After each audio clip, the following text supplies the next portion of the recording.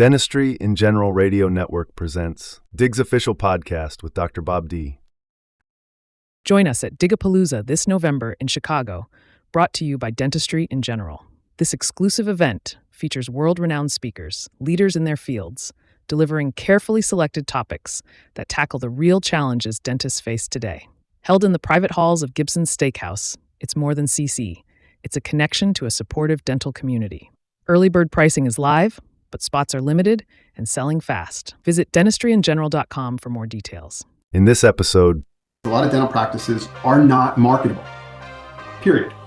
And that is what I call the unmarketable practice. There are so many pieces in this that need to be diagnosed. So one of the things that I think makes us a little unique in what we do and how we do it is the upfront piece, which is determining, is the business ready to invest in marketing? Because that's all marketing is, it's an investment. You're going to spend money on Google and websites, and all those tactics can be effective, but they're only as effective as the business's ability to convert what they deliver into revenue, which is the hard part. And a lot of doctors are very out of touch with their business. It is astounding to me how many doctors run their businesses blind. Who cares how many new patients you got? It's an irrelevant number. What's relevant is the growth. What's coming in through your front door and what's leaving out the back door. That's your growth. Simple impact, massive growth. How a data-driven approach to marketing and business can transform your dental practice. Dr. Bob D interviews Evan Lazarus from Simple Impact Media. Hello, everyone. I'm here today with Evan Lazarus. Evan is a friend and also the founder of a company called Simple Impact Media that does marketing and advertising for my dental practice. And I asked him to come on today to tell me how his operation works. I say this because Evan has done real well for me, and I'm up 30% in 8 months when I expected it to be there in 18 months. So for me, that's success. I've asked him to be here to tell me about the process, because marketing is very difficult. Dentists that are hiring marketing companies and have unrealistic expectations or the wrong processes in their offices, and it hurts everyone when they have that. So tell me, first of all, about your company a little bit, and then tell me how you do this. I know we've had interviews of who you are and what you've done, but I want to get to the meat of the thing. And I want you to tell me how Simple Impact Media markets dental offices. Yeah, I appreciate the time, and I am loving the fact that your business is up 30%, more than you probably realize. The reality of it is because I live in dentistry, and I work and I talk to a lot of doctors, I have this great vantage point. Like I can see all these different practices that are heavy in network, fee-for-service modeling, and everything in between. I get a sense over the years that I've been doing this, and my background really is in finance. So I have a very strong, I was a retired hedge fund guy. I've been around in terms of owning, operating, and running businesses. So I think part of the unique perspective that I have is that I don't look at dentistry any different than I would look at owning a restaurant or a taco truck or any other business. Numbers really are great indicators of success, failure, trends, the story. And I get, because a lot of doctors reach out to me, I get the same conversations over and over. I want to grow my business. I want more new patients. I want more butts in seats. These are the common drivers of why a doctor picks up the phone or goes into a Facebook group and says, who do you use for marketing? That's really their sort of the impetus for doing that. What I have learned over time is that a lot of businesses, a lot of dental practices are not marketable, period. They're just not marketable. And a lot of them go on this hamster wheel. I worked with this company and then they stink. And then I work with this company and they stink. And I'm sure you, as a moderator of a large Facebook group, hear all of it, have seen all of it. And I think a lot of doctors have unrealistic expectations, meaning they think that this marketing company is just supposed to either drop patients in their chair or turn their $1 million practice into a $2 million practice. And there's so much that goes into it. Businesses that succeed with marketing and practices that do not succeed with marketing, okay? Why does one succeed and one doesn't? Well, there's not one reason, but I will give you some of the key reasons. Some of the key reasons that practices don't really succeed with marketing is because A, they have no measurables. They're not looking at any data points. There's no analytics in the practice. B, there is no efficiency in the business.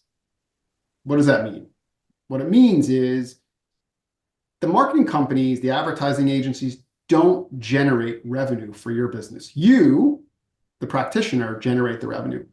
The way the phones are handled, the way people are scheduled, your cancellation no-show rates, your ability to diagnose, your ability to talk about treatment and how to get patients to agree to treatment, and offering different methods of payment so that a treatment can be affordable, and building trust and all of those things. That is how the revenue is generated.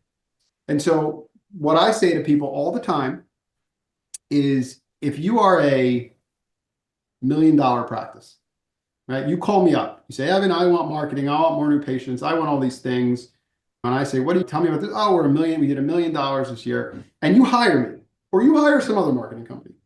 And 12 months then go by, and you're a $1 million practice. You're the same place you were 12 months ago. What are you going to say to the marketing company? Bob, what are you going to say to me? Didn't work, but you didn't work. Hey, buddy, what you're doing isn't working. And that is what I call the unmarketable practice. There are so many pieces in this that need to be diagnosed. So one of the things that I think makes us a little unique in what we do and how we do it is the upfront piece, which is determining, is the business ready to invest in marketing? Because that's all marketing is. It's an investment. You're going to spend money on Google and websites and search and all these Facebook and all these different mediums, right? And they're all good, and all those tactics can be effective, but they're only as effective as the business's ability to convert what they deliver into revenue, which is the hard part. And a lot of doctors are very out of touch with their business. So, and I can show you, I can pull it up on my screen. I run analysis on 1 year of data. So I effectively go in, I pull data out of your practice management softwares, not yours, but other practice management softwares that allow me to do. And we create basically benchmarks. Like, what are you doing in terms of new patient reappointment? What does your growth rate look like? What is your average treatment plan? What percentage of those dollars do you get accepted and scheduled?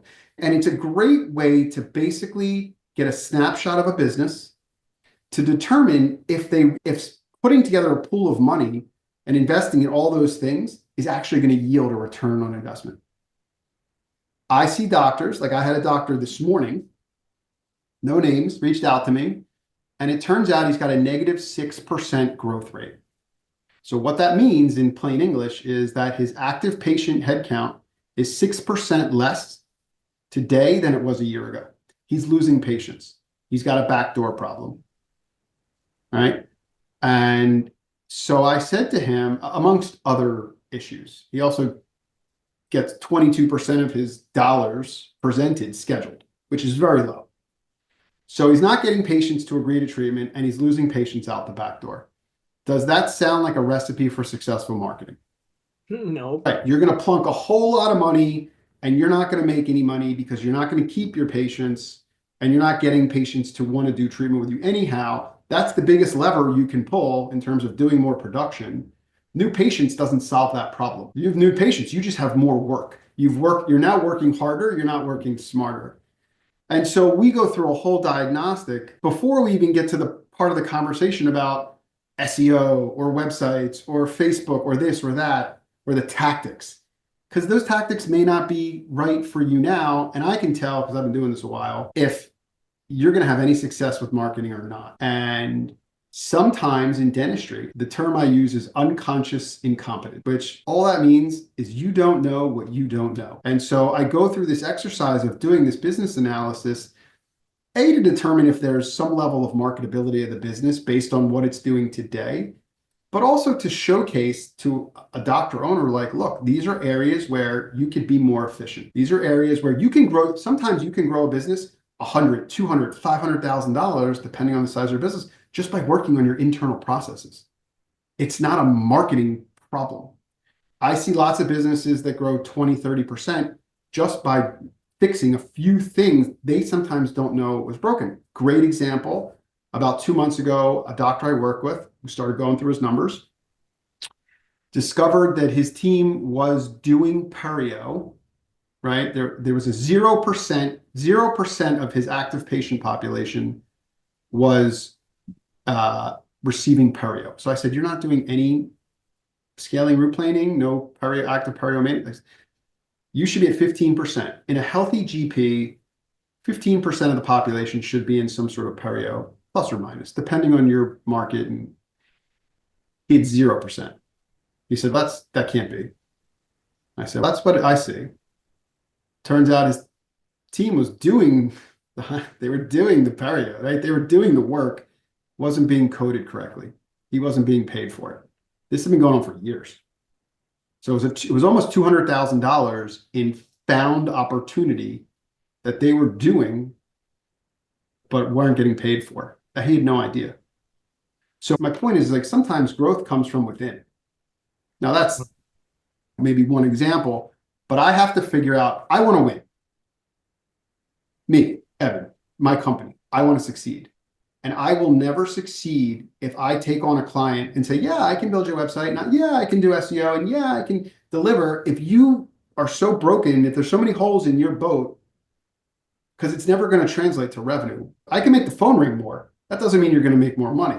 So if you're $1 million today and you're $1 million in a year, maybe we've got to look at plugging some of those holes. And that's really my philosophy about growing the business, because I don't care what any dentist tells me. If you pick up the phone and you reach out to me or you send me an email and say, hey, Bob says great things, and I heard, if I don't think I can help you grow the business, we could talk about Google Ads till I'm blue in the face. And they're good and they're effective. But if you've got other issues, at the end of the day, it's really a question of, like, where do I invest my money? I want to grow my business. Everybody thinks marketing is the lever you pull to grow the business. It can be. But there's also other ways to invest in yourself and your team to effectively grow the business without having to go and spend on something that, because ultimately what happens is, and I know you know this, people get sour to marketing. But everybody's entitled to their own opinion. I'm not saying right or wrong. I'm just saying a lot of that stems from your business's inability to take marketing, which is really just engagement, phone calls, website traffic, and turn it into revenue. That's really the genesis of I think what a lot of the problems are. When you're talking about these things, I realize why what you've done for me is successful, even though you had told me that, hey, your phone skills could be better. You're not closing, right? Like, you wanted it to be over 50% and my team is at 30%, but I know our systems are there after 32 years. I trust my team. And I know, even though we are not at that percentage, it's so important that, and I want to say this because I want the younger dentists to think about this. Treat patients with compassion, they will stay with you, right? There's a lot in there. I think it's for me, one of the first things I'll ask a doctor is, what is your goal? But they come to me for marketing. But then I say, what is the goal? What is it you're trying to accomplish? I just want some more butts in seats. I want more new patients. And that's very valid. Clearly, new blood into the system is a big part of how the business works. But it is like all other businesses, Mr. Shark Tank, you know that it's more expensive to acquire a new patient than it is to keep an existing patient. And so I am very focused on, I know sometimes I blur the lines, because when we think corporate dentistry, we think, oh, these DSOs and these companies that are these private equity guys, they're all just numbers. It's numbers, it's numbers, it's numbers. And I subscribe to the concept of numbers, but the numbers are used to tell a story. The numbers are not the end all be all of dentistry, right? I never want to blur the lines between your philosophy of care and how you take care of people and the numbers. And sometimes that gets lost in some of the things that I talk about. But I need to understand, and the doctors need to understand, what's happening under the hood of their business. Struggling with the pressures of private practice? Digapalooza is here to help. Hosted by Dentistry in General, the first weekend of November in Chicago, this unique event features all-star speakers, recognized globally for their expertise, delivering carefully selected topics designed to give you actionable takeaways for your practice. These aren't your typical lectures. Plus, sponsors are handpicked to support independent dentists against private equity-backed offices. The learning continues beyond the classroom with insights from thousands of practices. Don't miss out. Early bird discounts are available now, but spots are limited and going fast. Secure yours at dentistryingeneral.com. If you're calling me because you say my SEO sucks, or my website stinks, or the company I have now isn't doing a good job, I really need to get a sense of, if I'm going to put a plan together to help you grow this thing, I need to understand what this thing looks like right now. So the numbers are a very fair playing field to make a determination about where you are efficient and where you may have inefficiencies. It's not the end all be all. But I know that if I go into a situation where, like, I can show you, I'll actually share my screen. This is a practice that I looked at the other day. Doesn't matter where or who. The column that says you is the practice. And then it benchmarks you to what is all GPs, right? The top 10% of GPs nationally, what's average, and what is the bottom 10%. And it looks at a couple KPIs for the office, the hygiene, and then the doctor production. And when I look at this, I say, okay, new patient reappointment. That effectively means when you get a new patient, what percentage of them leave with their next scheduled visit. So in this particular practice, for every 10 patients he's getting, 3 of them leave with their next scheduled visit. So you want to invest in patient acquisition, but we're not getting them scheduled at a higher rate to come back. Problem. Most doctors don't know what their new patient reappointment rates are. And again, just because the number's low doesn't mean that it's bad. This could be an emergency-driven practice. Maybe they live and die through emergencies, and they're not, like, that number's always going to be low. So the number isn't necessarily indicative of bad or good. We just need to peel it back a little further to get an understanding of the business model. Perio percentage, right? So what percent of your patient population is in some sort of active perio maintenance? 2%. The bottom 10% is at 3%. That's a conversation. Right? This is not a pediatric office. This is a general dentistry office, right? What's going on here? Why is nobody in perio? Are you referring all of it out, right? Are you doing it, not coding it correctly? I need to understand what that looks like, because that's found opportunity if in the event there's opportunity to be found. And then down here, their average treatment plans are $2,600. That is what is average in terms of presentation. And they're only getting 25% of the dollars scheduled. That number, I think, needs to be closer to 35% or higher. Now, again, there's more to it than just percentage and numbers. We need to understand what your process is. Sometimes doctors make patients do the walk of shame. I'm going to walk you into the treatment coordinator's office and you're going to get locked in a room, and that does not work. I don't believe that's an effective method. Some of these things are very telling about the business, right? -1% growth rate. Your patient population has shrunk by 1% from last year to this year. Why? Do we not have an effective recall process? Are we not getting patients back in? And then I can dive in and do deeper analysis from here, but that's essentially where the conversation begins. I never start with SEO. I never start with Google Ads. I never start with the marketing piece, because the marketing piece they're all tactics, right? And the tactics are only going to be as effective as the business itself is in the efficiency of the way they run the business. And that, going back to my about why some practices succeed at marketing, some practices don't. I'm not going to say there's not bad marketing. Yeah, there's bad marketing. There's bad dentistry. There's bad accountants. There's bad lawyers. There's bad marketing. Fact. There's bad everything. But there's also good marketing. And so if all things are equal, we got to look at why some excel, why some practices, like I have a practice that went from $2 million to $7 million. Now that's an anomaly. And they did it tactically, efficiently, invested a lot of time and energy in the team and the process, brought in associates. So it's a lot more production happening there. But that's growth. I have a practice that went from $1.6 million to 2.4 this year. It's not just because of Google Ads. That's a tactic that is facilitating, and then the machine is working effectively.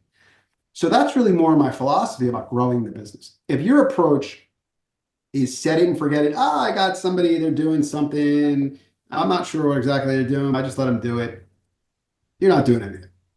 It's also understand your business. It is astounding to me how many doctors run their businesses blindly. They may be able to tell me what their collections were this month. They might be able to tell me where they're at for the year. They might even be able to tell me how many new patients they think they got this month. But on the other side of that, I'll say, how many did you lose? How many haven't been there in 18 months for anything? That's a lost patient. Right. They'll say, I have no idea. So who cares how many new patients you got? It's an irrelevant number. What's relevant is the growth. What's coming in through your front door and what's leaving out the back door, that's your growth, the difference of those. And so I think it's really important. I can tell you a statistic, it's unproven. It's my own personal belief more than a statistic. I think that doctors that are using analytics, you can grow your business by 10% just by paying attention to the numbers. Right. I firmly believe that. So, that's my philosophy. I am not for everybody. Some doctors don't want to, they just want the vendor that's going to give them the thing and they're going to hope for the best. I'm not a hope, wish, pray guy. It's not a great formula for success, but it takes a willingness, in addition to the why practice succeeds and why it doesn't with marketing, there's also a willingness of the captain of the business, the owner of the business, the doctor owner, the team, to want to grow. Yep, absolutely. Let me ask you this question. Sure. And I don't know that it has a definitive answer, but it is about your practice, right? Something to think about. If you were running the business more efficiently in terms of knowing your numbers and saying, hey, Evan, look, I know my call conversion rate but my new patient phone calls, we're only getting 25 to 30% of those calls scheduled. If I got that number to 50%, if I trained my team and invested in those people that, by the way, are the gatekeepers of your revenue, to be more efficient at what they're doing, and we could see that growth, what do you think that would do to your bottom line?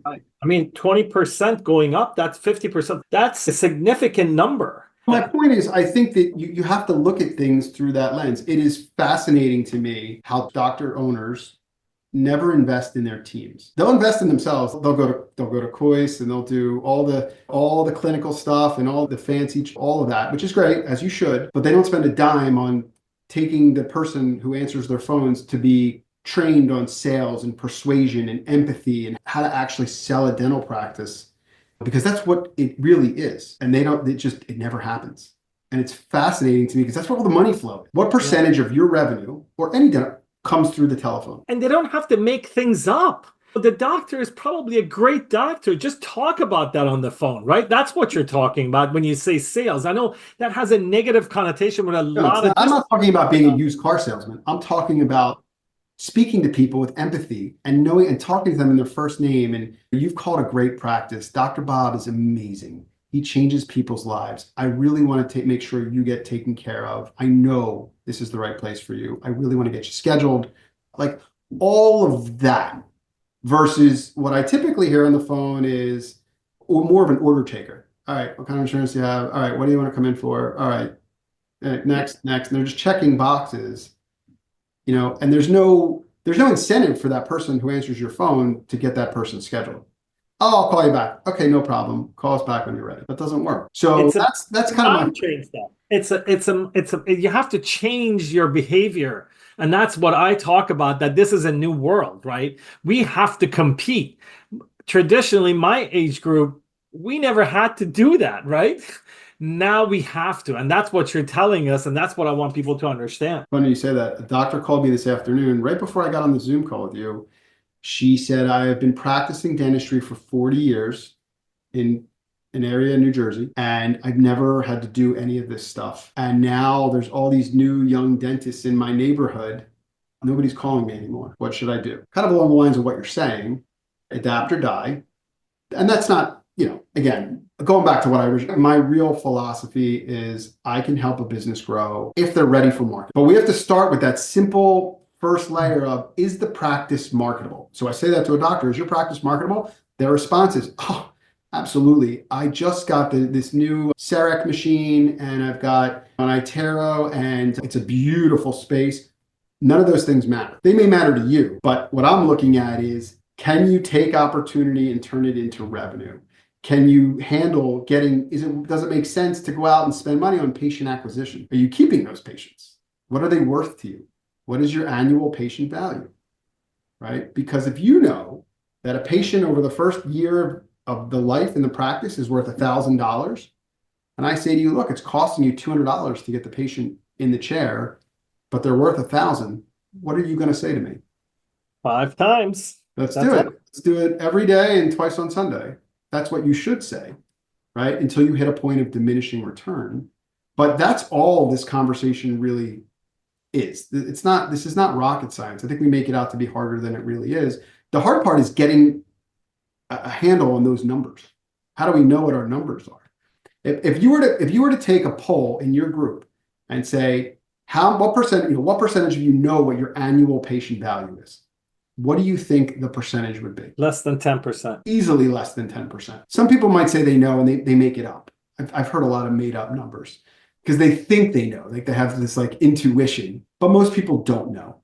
And I think that you're going to go into a conversation about marketing. If you don't know what your patients are, the value of them, how do you know whether or not how are you going to judge whether you're getting a good return on it? The mindset of, I got 20 new patients last month, so I want 30 is really not how you judge marketing. I know that's how a lot of people think. I just look at how many more new patients we're getting. That doesn't really mean a whole lot. You want to work harder or you want to work smarter? I'd rather have more valuable patients, do more comprehensive dentistry, make more money, have a better quality of life, than churn. Nobody's saying yes to treatment. I'm not making any more money, doing more work, kind of the way I see it. Hey, I want to thank you for doing this for us, and hopefully we can do this once a quarter. You come and tell us some gems, and we can. Do you have anything to say at the end? Well, thanks for having me. I always love the banter with you. It's always a good time. I would say if anybody's interested, just reach out to me. It's Evan at simpleimpactmedia.com, or you can visit me at simpleimpactmedia.com, the website, or you can fill out a form. And I'm happy to chat, especially the DIG people. I think they're great. I think it's a great group, and I want to be able to add value.